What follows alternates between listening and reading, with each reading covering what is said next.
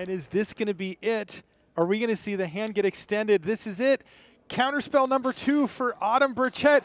And England has a Mythic Championship winner, and it's Autumn Burchett. The moment that I won, when my opponent reached out the hand and we did the handshake, it didn't feel real yet. It's like, this is still a dream. It just hit me with that. This has actually happened. This doesn't feel like a thing that could ever happen, yet here we are.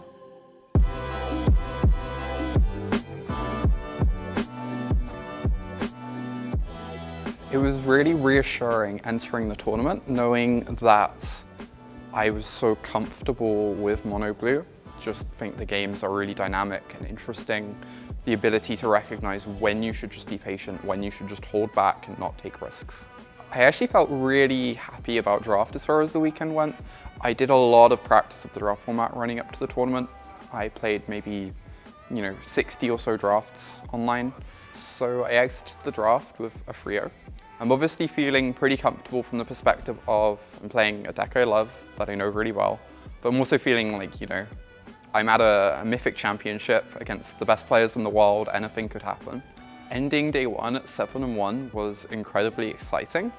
However, I didn't really let it get to me too much. Walking into the venue on day 2, it was kind of a lot when I sat down in the feature match draft table and I'm looking around and there's Reed Duke, Marcio Carvalho, loads of just true greats of the game. I just have to treat it like any other draft table. So the second draft, it didn't go perfectly, but I ended up with a very solid Orzhov aggro deck. Re-entering standard at 9-2, and there's a top 8 on the line, and it's really close, but I don't think you can let that distract you from just making the best decisions you can. There's a really wonderful picture of me and Reed where we've signed our match slips and we both know that we've made top 8, and it's surreal because ever since you first qualify for a Mythic Championship, you just want that top 8, and getting to that point is such a huge relief. More than anything, it felt wonderful. I was very happy.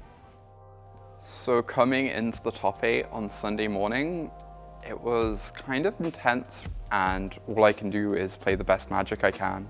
So my first quarterfinals against Julian, I felt like my deck was a bit more prepared for the mirror. I had one particularly difficult game against Julian when my heart kind of sank a little bit, where my 4th game against him, I missed my 2nd land drop. He untapped, put a Curious Obsession on his Merfolk Trickster. At this point, I'm just I'm dead. It's over. I can't possibly win this. But I focused on just still making the best decisions I could, and I actually managed to win that game against all the odds. It was astonishing. Facing Reed Duke in the semi-finals was really exciting to me. He's one of my favorite players. I really look up to him.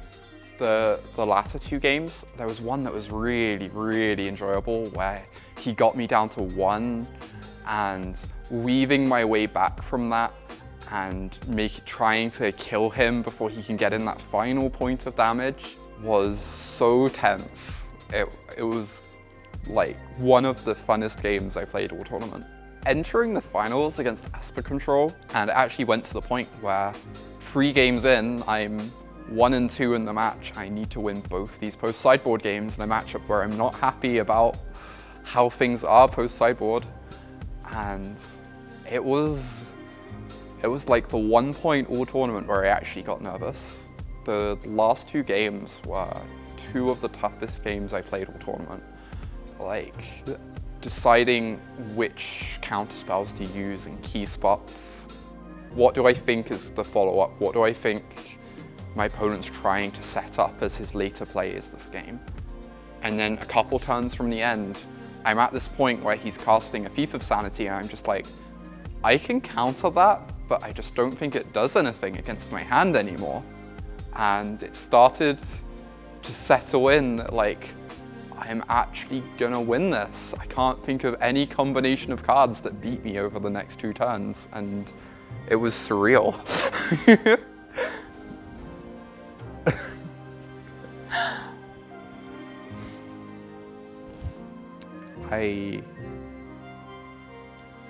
The whole weekend just feels like a dream to look back at.